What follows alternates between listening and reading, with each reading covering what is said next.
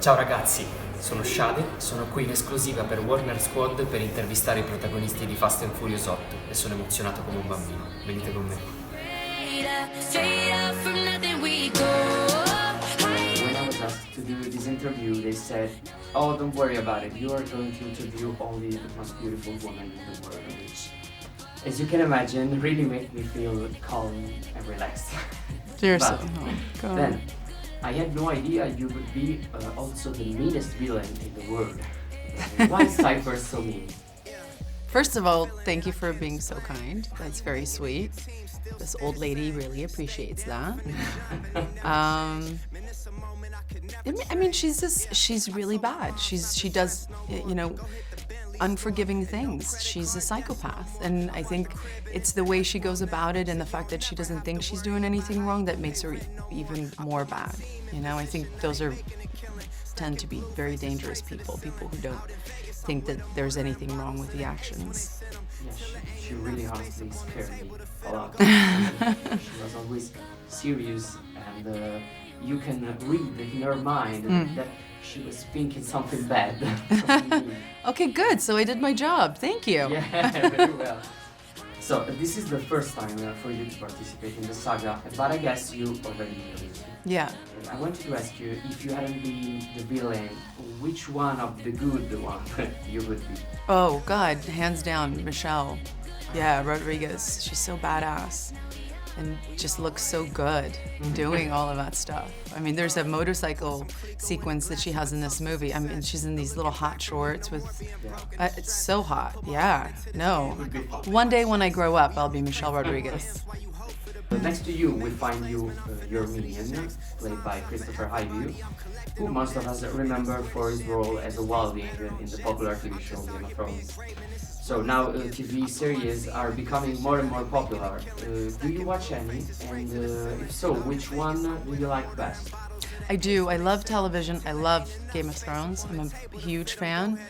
I love what's happening in the streaming world right now and in television. I think just as far as story is concerned, they've really raised the bar, and it's inspiring to see what a lot of actors are doing on television right now. And which one would you like to take part in? Oh my gosh, there's a lot of good ones. I'm open to any job. I could be a zombie in Game of Thrones. It's White Walker. Yeah, I might be a little too cold for my own personal taste.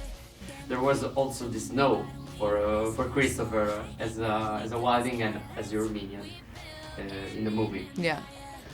When I first saw your name in among the cast, I thought they would make you drive one of those supercars. Yeah, the amped up cars. Yeah, I don't think they did it on purpose. I don't think they were like, we're not letting her drive. I don't think it was that. I think they just really wanted to. I think the biggest challenge was to figure out how to fit a new character into this franchise that is working so well, and to not have it be something that kind of sticks out like a sore thumb, So I think just trying to kind of embed her into the story was more important than coming up with great set pieces where I could drive fast cars. Yeah, but what is your relationship with cars? You like fast cars? I don't know really how to answer that, because I don't think I'm a slow driver. I think I'm a good driver, yeah. But I'm not a risk taker, and I'm not like foaming at the mouth to go and hit a track and get in a fast car. But if I was there and somebody said, do you want to do it? Yeah, I would totally do it. Yeah, all right. So Fast and Furious is famous not only for fast cars, doing incredible acrobatics, but also for his soundtrack. Do you know any of the songs from the previous film? And if you do, is there one that you like best in particular? I can't think of anything right now.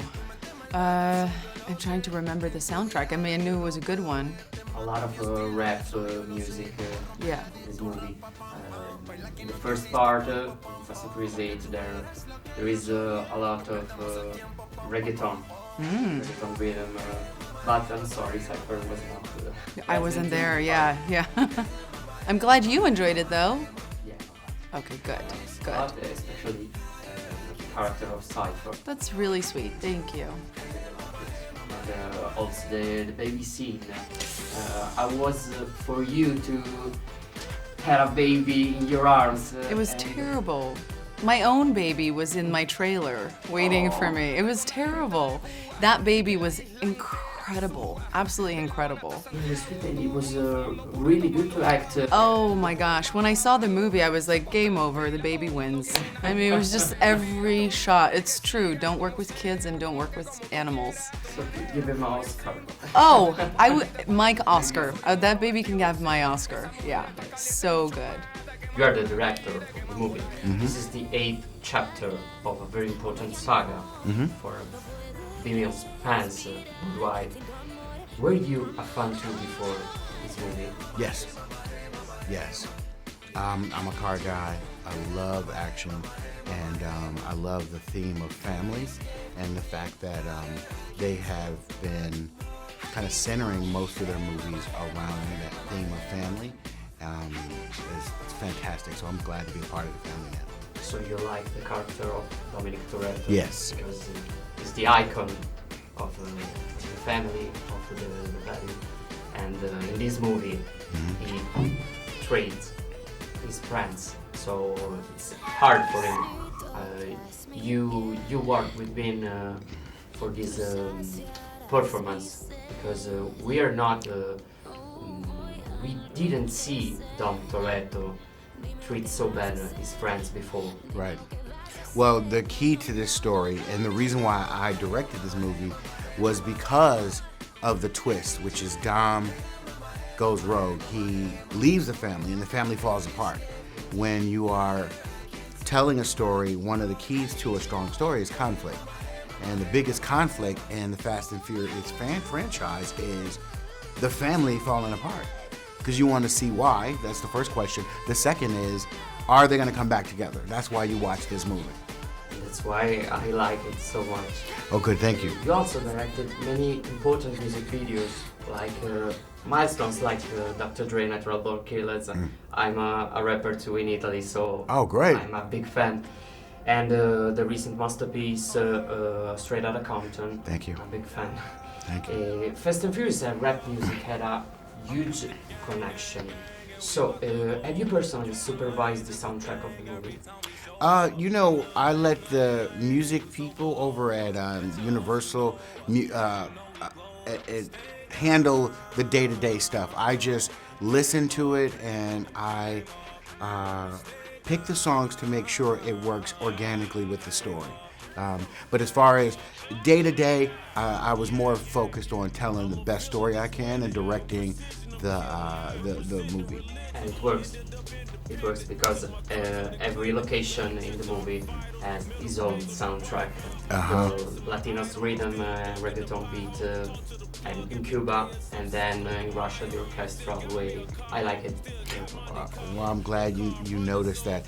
We definitely wanted the music to feel custom and to fit kind of like hand in glove in certain moments. So there's certain sequences, like for instance in Cuba, where we have Pitbull. Yeah. We open the movie in Cuba and he does this amazing song. Of course, you notice, which that's pretty astute of you to notice, that even in some of our score, we give the parts in Russia a little bit of that kind of Russian feel. So there's a little bit of everything going on, but it feels natural to the story that we're telling. Yeah, the first song by Pitbull is an amazing scene with the car on fire. I like it so much. Thank you. Can you tell us a funny episode that happened on the set? A funny episode that happened on the set. I mean, well, when we were in Cuba, it was very, very hard to shoot because literally thousands and thousands and thousands of people would show up because they're fans of Fast and Furious, and it was very hard to shoot just simple scenes driving up the street because people would collapse on our stars and the car chases and then the cars and things like that. Not easy at all. So we would have to have 100 employees, PAs, push people back just to shoot simple shots. Yeah. So I don't want to spoil anything. Not spoil, Thank you. But there's a beautiful touching tribute to Brian, Yes. Paul Walker's character. It was your choice, or did the cast choose to edit in the movie? It was a combination of my choice with our writer Chris Morgan, and Vin Diesel. Vin Diesel leads the way when it comes to our connection to Paul. And we wanted to be really respectful of his legacy and his connection to the franchise. And hopefully the fans feel that we handled it in a graceful way. I cried a lot. Oh, good. Well, good. That's good that you were touched. Yeah. What are your next projects? Can you tell us about that? It's a good question. I don't know what my next project is yet because it's time for me to sleep.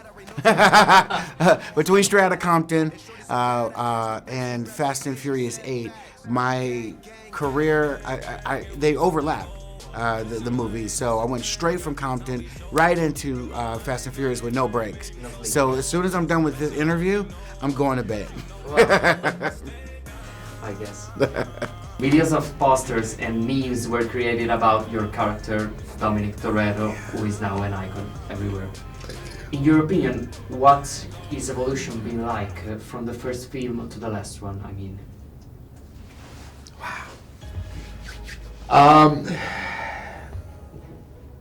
The first film was the forming of this was the very early stages of the forming of this brotherhood between Dom and Brian, and what it is now has grown into a sense of this multicultural family.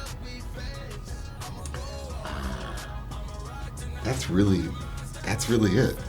Started with Dom and Brian. And now it's grown to this whole greater family. Yeah. I saw at the end of the movie a beautiful, touching tribute to Brian, and I cried because I told you I'm a big fan. The director told me it was your idea to call it. That's very cool of Gary. That's very cool of Gary. But I mean, that's to be expected.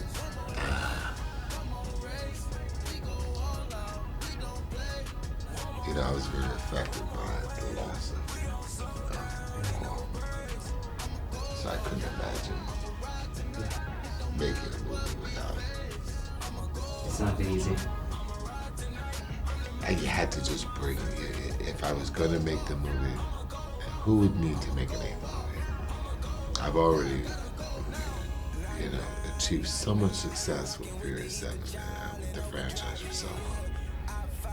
If I was going to make it, it would have to have meaning, and it would have to have significance, and it would have to be cathartic to some degree, and it would have to be, I'd have to continue to pay homage to someone that went too soon. So you're like your character, you're like Dom, because you feel the brotherhood, and you feel it also without the set. I do.